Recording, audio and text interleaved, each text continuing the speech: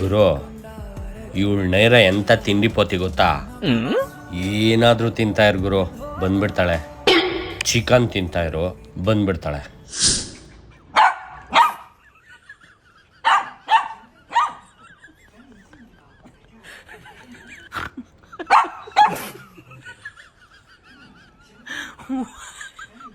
Mutton ತಿಂತಾ ಇರು, ಬಂದ್ಬಿಡ್ತಾಳೆ.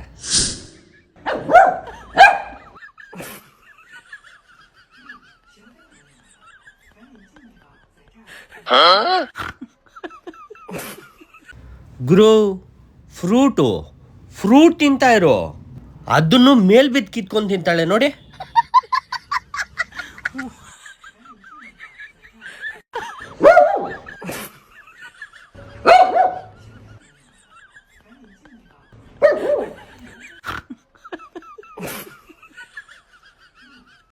ಇನ್ನು ಆ ಚಾಕ್ಲೇಟ್ ಅಂತೂ ಕೇಳಲೇಬೇಡ. ಆ ಚಾಕ್ಲೇಟ್ ಸೌಂಡ್ ಕೇಳಿಸಿದ್ರೆ ಸಾಕು, ಎಲ್ಲಿದ್ರೂ ಓಡ್ ಬಂದ್ಬಿಡ್ತಾಳೆ.